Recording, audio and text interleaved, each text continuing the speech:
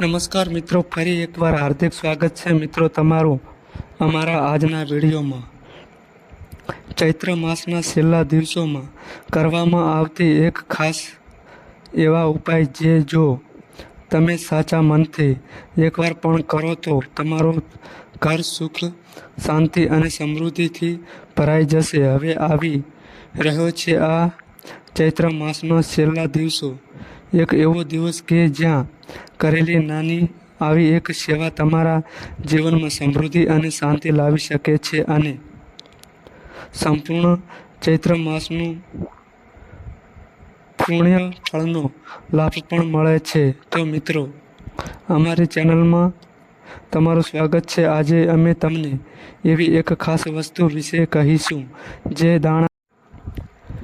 દાણા અને પાણી સાથે પક્ષીઓને આપશો તો માત્ર પંખીઓનો આશીર્વાદ મળશે, પણ તમારા જીવનમાં આવી જશે સુખ, સમૃદ્ધિ અને દુઃખ દૂર કરવાની શક્તિ. વર્ષમાં માત્ર એક જ વાર આવો મોકો મળે છે. ચાલો આપણે સમજીએ એ દિવ્ય કાર્ય વિશે. ચૈત્ર માસના છેલ્લા દિવસોએ જ્યારે પક્ષીઓને દાણા અને પાણી આપો છો, એ તો સાચે જ પવિત્ર કાર્ય છે, પણ સાથે આ એક ખાસ વસ્તુ પણ સાથે આપવી છે જેને આપણા શાસ્ત્રોમાં પણ બહુ મહત્વ આપવામાં આવ્યું છે. દરરોજ પક્ષીઓને દાણા અને પાણી આપવાથી શું થાય છે? શું છે આ ચમત્કારી વસ્તુ? શા માટે ફક્ત ચૈત્ર માસના છેલ્લા દિવસે જ આપવી જોઈએ? અને કેવી રીતે આ ઉપાયથી દુઃખ અને સંકટ દૂર થઈ શકે છે? આપણા ઋષિ મુનિઓ અને સંત મહાત્માઓના જણાવ્યા અનુસાર નિયમિત રીતે પશુઓ અને પંખીઓને દાણા પાણી આપવાથી મનુષ્યના જીવનમાં આવતી અનેક મુશ્કેલીઓથી મુક્તિ મળી શકે છે. એક તરફ આપણે ભગવાનની કૃપાના પાત્ર બનીએ છીએ, ત્યારે બીજી તરફ આપણે સારું આરોગ્ય અને સંપૂર્ણ ચૈત્ર માસનું પુણ્ય ફળનો લાભ પણ મળે છે.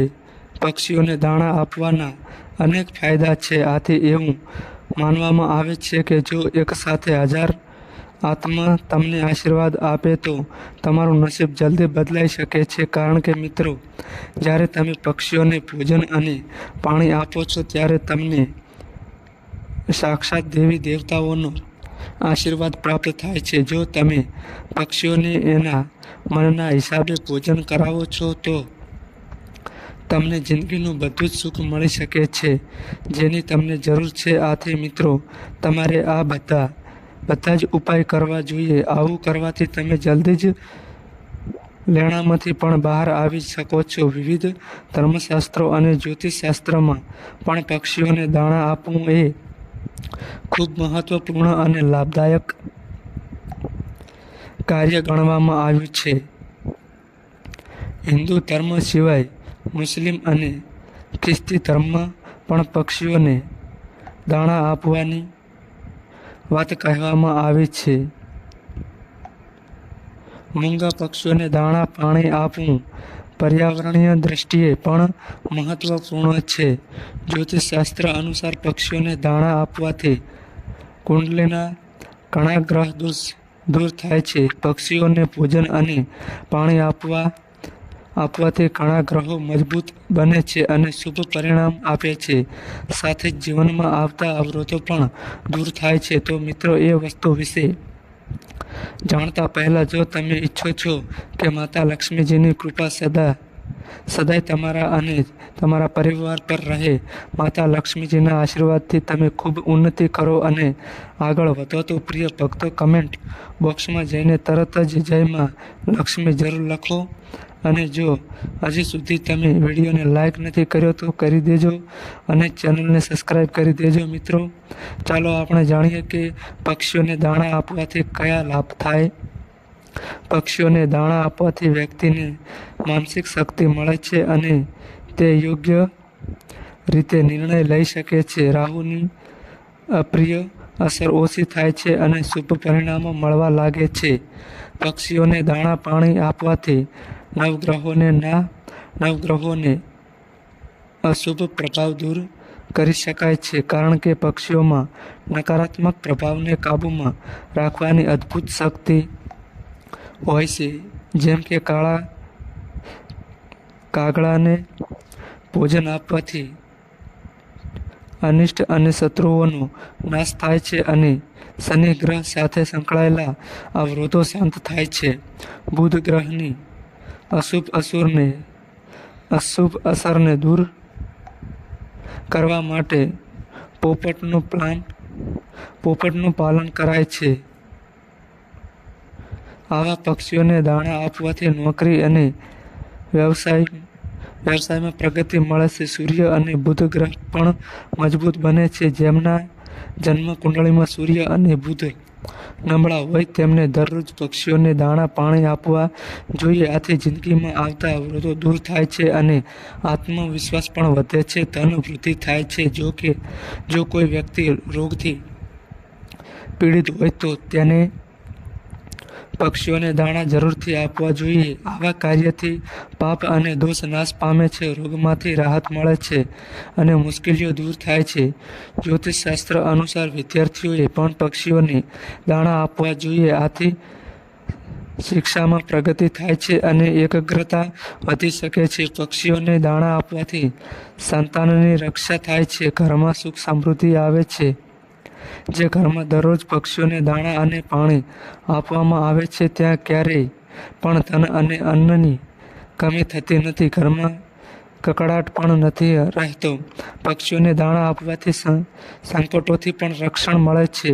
જ્યોતિષશાસ્ત્ર પ્રમાણે પક્ષીઓને દાણા આપવાથી શુક્ર ગ્રહ મજબૂત બને છે. આથી નોકરી અને વ્યવસાયમાં પણ લાભના રસ્તાઓ ખુલ્લા થાય છે. ધન અને સમૃદ્ધિ વધે છે. જેમ કે કર્જના બોજમાં પીડા હોય તેમને દરરોજ પક્ષીઓને દાણા આપવા જોઈએ. આથી તુરંત જ શક્ય હોય તેટલી રાહત મળે છે.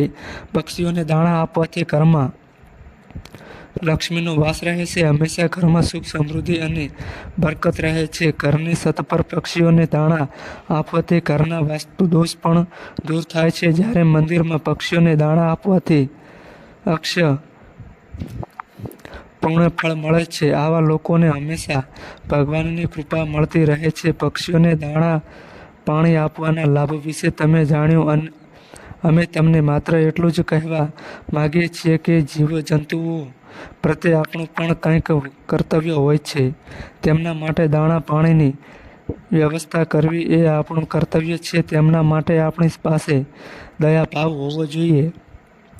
આ સાચું કલ્યાણ છે. જો આપણે પક્ષીઓને દાણા પાણી આપી રહ્યા છીએ તો આપણે એક રીતે સારા કર્મ કરી રહ્યા છીએ અને ધર્મ કહે છે કે જો આપણે સારા કર્મ કરીએ તો તેનું પરિણામ હંમેશા સારું જ મળે છે. મિત્રો, આ નાનકડી પવિત્ર સેવા માત્ર પંખીઓને દાણા પાણી ગોળ આપવા જેવી લાગે છે, પણ તેનું ફળ આવું છે કે તમે કલ્પના પણ નહીં કરી શકો.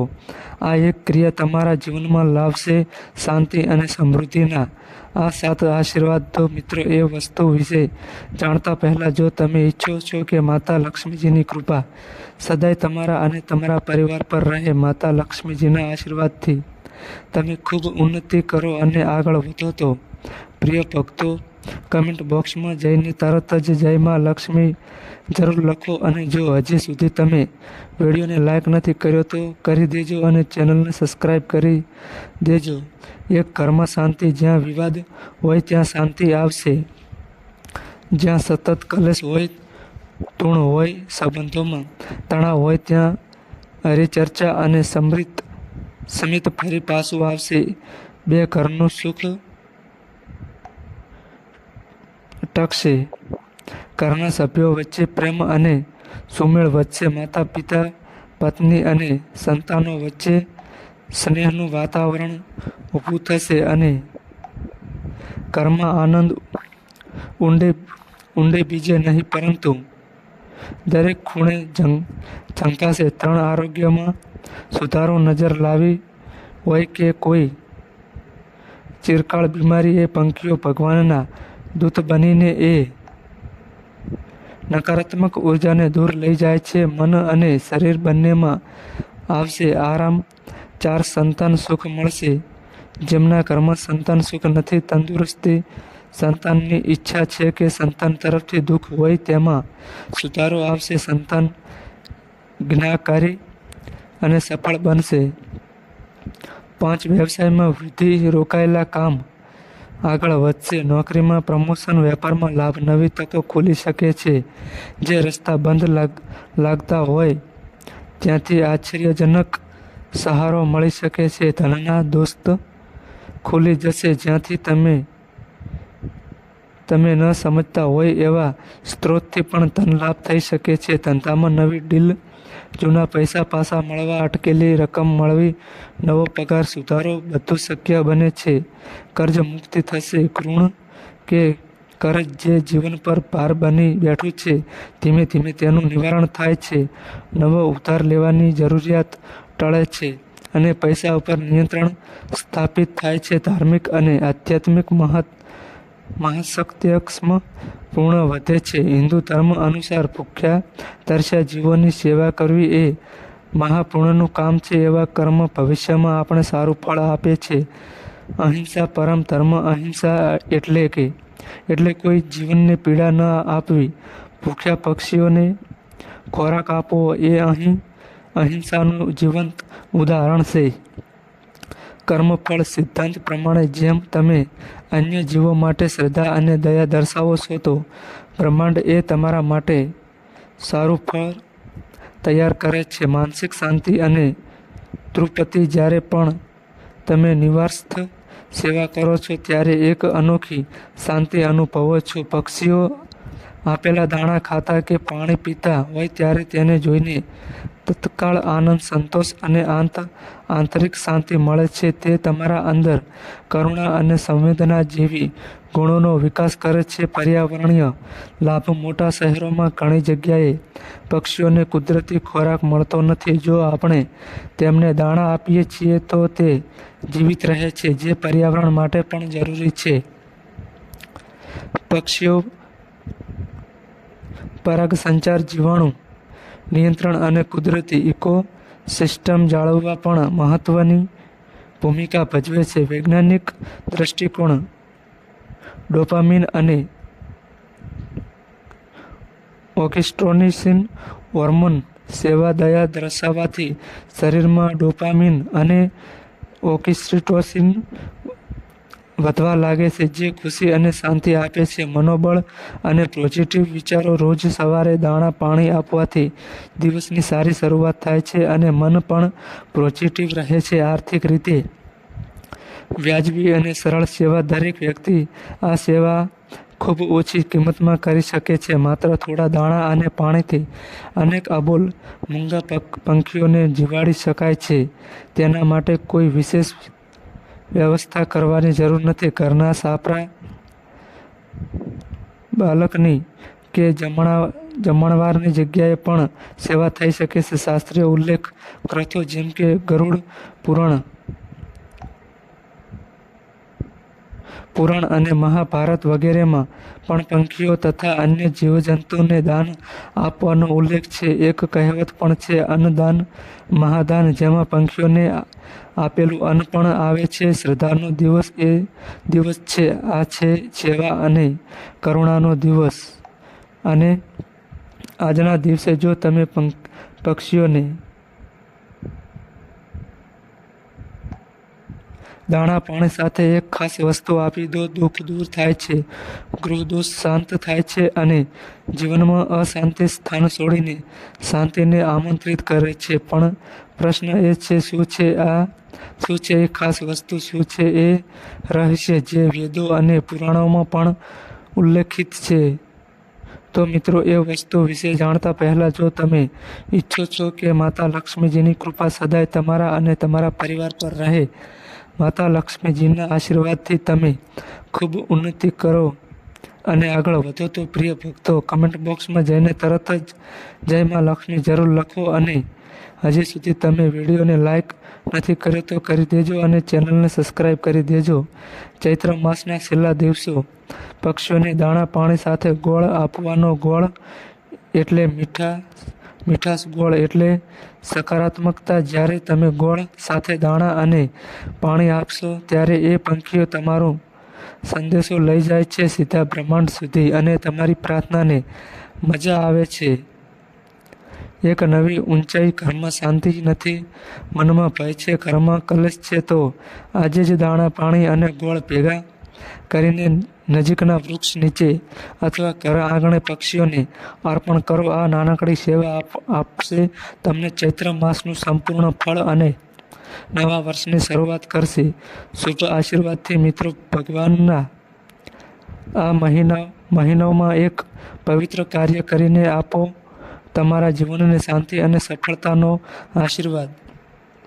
તમે જ્યારે પંખીઓને દાણા અને પાણી આપો છો, એ તો સાચે જ પવિત્ર કાર્ય છે, પણ સાથે આપો થોડીક તુલસી અને ગોળ. તુલસી, જેનું દરેક પાંદડું ભગવાન વિષ્ણુને પ્રિય છે, અને ગોળ, જે મીઠાશ અને પવિત્રતા બંનેનું પ્રતીક છે. જ્યારે તમે આ ત્રણેય વસ્તુઓ, દાણા, પાણી અને ગોળ સાથે તુલસીના પાનને અર્પણ કરો છો, ત્યારે એ માત્ર પંખીઓને ભોજન નથી, એ એક શક્તિશાળી યજ્ઞ બની જાય છે. એ પંખીઓ તમારા ઘરના દુઃખ અને પાપ લઈને ઉડી જાય છે. એ આશીર્વાદના પંખીઓ બનીને પરમાત્મા સુધી તમારી ભક્તિ પહોંચાડે છે. આ ઉપાયથી તમને તરત જ સારી નોકરી મળે છે અને દેવામાંથી પણ મુક્તિ મળે છે. તો મિત્રો, જો આ માહિતી તમને ગમી હોય તો વિડીયોને લાઈક કરી અને ચેનલમાં નવા આવ્યા હોય તો ચેનલને સબસ્ક્રાઈબ કરી દેજો.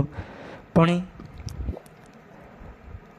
તમે ઈચ્છો છો કે માતા લક્ષ્મીજીની કૃપા સદાય તમારા અને તમારા પરિવાર પર રહે. માતા લક્ષ્મીજીના આશીર્વાદથી તમે ખૂબ ઉન્નતિ કરો અને આગળ વધો.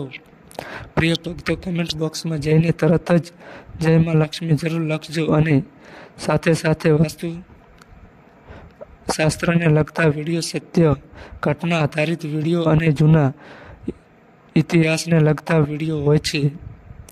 તો મિત્રો, આ માહિતી અમારી સારી લાગી હોય તો વિડીયોને લાઈક કરો અને અમારી ચેનલમાં નવા આવ્યા હોય તો ચેનલને સબસ્ક્રાઈબ કરો.